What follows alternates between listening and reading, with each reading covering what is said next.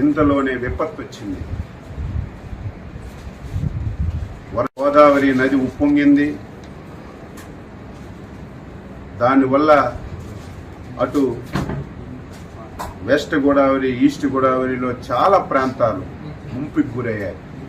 చాలా గ్రామాలు ముంపుకు గురై ప్రజలు చాలా అవస్థలు పడుతున్నారు. మీరందరూ సజీవ సాక్షులు. గతంలో కూడా మీరు పనిచేశారు. గత 5 సంవత్సరాలు ఎప్పుడైనా ఒక విపత్తు వస్తే, ఎప్పుడైనా వరదలు వస్తే ముఖ్యమంత్రి ఎప్పుడైనా సరే రివ్యూ తీసుకొని అధికార యంత్రాంగానికి అలర్ట్ చేసినటువంటి రోజు ఒక్కటైనా ఉందా? ఆ రోజు 5 సంవత్సరాల్లో ఒక మంత్రి అయినా, ఒక అధికారి అయినా గ్రామాలకు వెళ్ళి పేదవాడికి పలకరించినటువంటి దాఖలాలు ఎక్కడైనా ఉందా? మొన్న ఎప్పుడైతే భారీ వర్షాలు వస్తాయి, గోదావరి నదికి విపరీతంగా వరదొస్తుందని తెలిస్తే మా విపత్తుల శాఖ మంత్రి శ్రీమతి అనిత గారు జూమ్లో కాన్ఫరెన్స్ తీసుకొని కలెక్టర్కి అలర్ట్ చేశారు.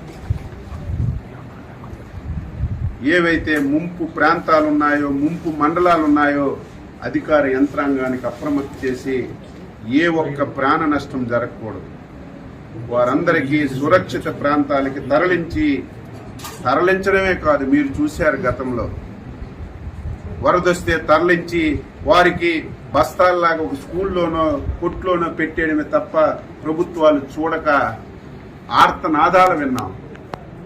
మాకు భోజనం అందడం లేదు, పిల్లలకు పాలు అందడం లేదు, సకాలంలో నీళ్లు లేవు, టాయిలెట్స్ లేవని. ఈ 5 రోజుల్లో ఎక్కడైనా ఒక వార్త వచ్చిందా? భోజనాలు పెట్టాం, పిల్లలకు పాలు ఇచ్చాం, వాటర్ ఇచ్చాం, వాళ్ళు మళ్ళీ నార్మల్గా వచ్చి ఇంటికి వెళ్ళేసరికి 3,000 రూపాయలు పరిహారం కూడా ఇచ్చి వాళ్ళందరికీ న్యాయం చేశాం. నిన్న ఈరోజు ఈ 2-3 జిల్లాలు తిరుగుతుంటే గత ప్రభుత్వం పాపాల వల్ల ఏవైతే పురాతనమైనటువంటి కాలువలున్నాయో, గెడ్డలున్నాయో 5 సంవత్సరాలు గాలికి వదిలేశారు. కనీస స్థాయిలో మెయింటెనెన్స్ చేయలేదు.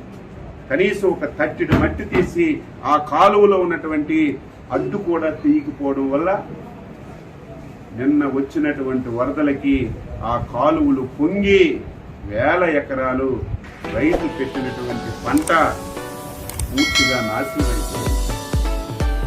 నిన్న ఈరోజు చంద్రబాబు నాయుడు గారు అసెంబ్లీలో ప్రకటించారు, మా మంత్రుల బృందానికి పంపిస్తున్నాం,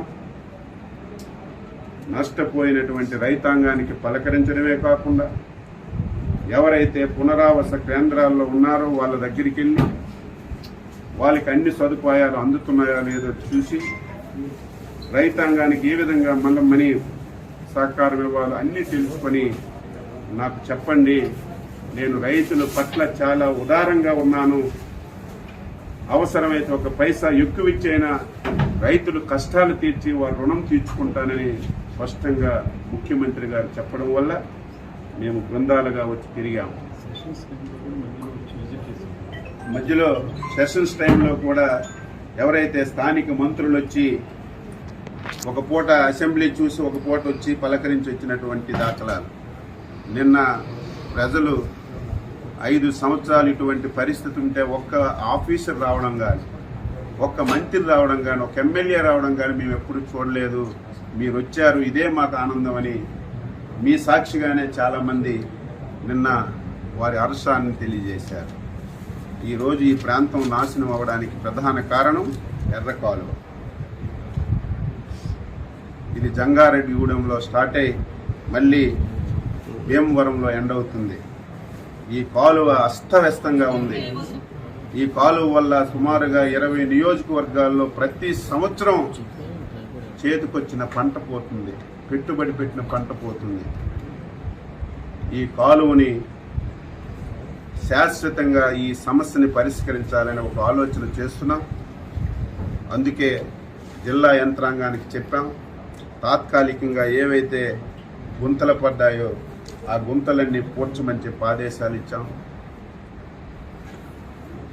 టెంపరీగా రేపు డిసెంబర్కి మళ్ళీ వ్యవసాయం పెట్టుకోవడానికి ఎక్కడైతే ఈ స్లూయసెస్ పోయాయో, తలుపులు పోయాయో దాని గురించి ఒక ఎస్టిమేషన్ చేయమని ఆదేశాలు ఇచ్చాం.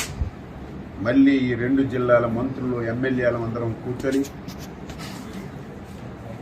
ఇరిగేషన్ అధికారులతో సమావేశం పెట్టి ఈ ఎర్ర కాలువకి శాశ్వత పరిష్కారం కింద మోడరైజేషన్ చేయడానికి ఎంత డబ్బైనా సరే చంద్రబాబు నాయుడు గారి దృష్టిలో పెట్టి ఈ 5 సంవత్సరాల్లో శాశ్వత పరిష్కారం చూపి స్వతంత్రం వచ్చిన నుంచి పడుతున్నటువంటి ఈ బాధని తొలగించాలని చిత్తశుద్ధితో అంకిత భావంతో పనిచేస్తామని చెప్పి సందర్భంగా తెలియజేస్తూ